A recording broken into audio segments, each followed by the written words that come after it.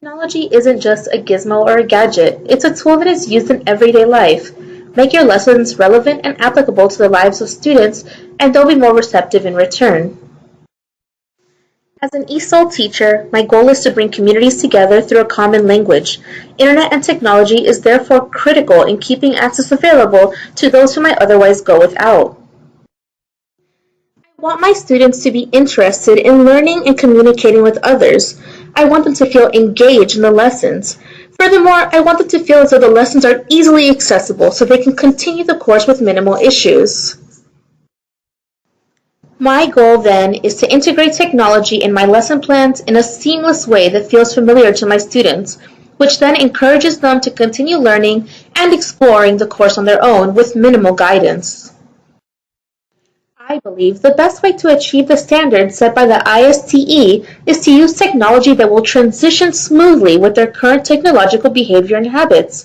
Make it so students don't feel like they are going uncomfortably out of their way to accommodate school into their life. Students use their phones and tablets for practically everything already, so why not take advantage of this technology? An example would be using programs like Edmodo, which could be considered almost a Facebook for your classroom. From there, you can post updates and reminders and even share relevant articles for students who are interested. Of course, this means introducing your students to concepts of netiquette and digital ethics. Online discussions are a great way to not only reflect on this topic, but to monitor students' progress as well. Designing lessons that incorporate real-life modern issues instead of using the same outdated scenarios will also keep the class relevant and interesting for students. For example, a lot of teachers might request that students write a mock letter to a pen pal.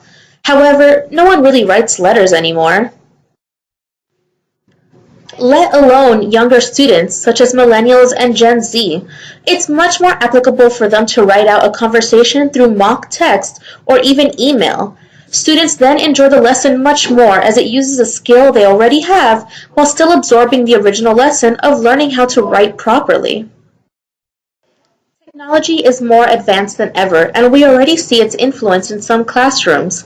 Apps like Kahoot is an easy way to make review activities engaging, and you'd need nothing more than your own computer and for students to bring in their phones.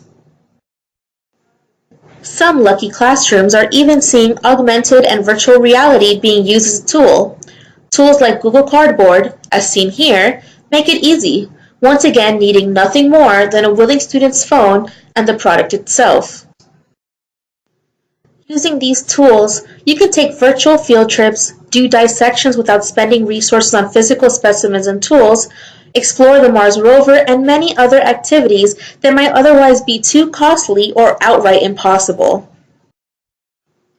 Unfortunately, because of limited resources, many schools are slow to fully assimilate technology onto their campus. Administrators bemoan the cost of providing Wi-Fi, updating their networks, and the initial cost of products in the first place. However, the benefits to updating their teaching method is limitless. Technology is a great equalizer. It gives access to subjects that was previously However, the benefits to updating their teaching method is limitless. Technology is a great equalizer. It gives access to subjects that were previously closed off to students. Those from less privileged backgrounds now have the ability to do field trips and labs without the added cost to the school. Technology gives new methods of learning to those who didn't connect with the traditional method.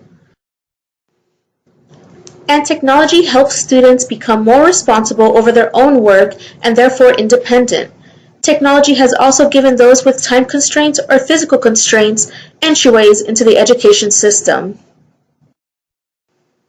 Blackboard, Skype, and even FaceTime have made it easy for students to attend classes when they cannot be physically present. This kind of technology has already proved beneficial to working adults who have been able to return to school while still working their 9-to-5 jobs. Technology has also changed the role of the teacher. No longer is the teacher a simple lecturer presenting information in front of a classroom. Now we are guides, helping students to self-educate and helping them when they find issue.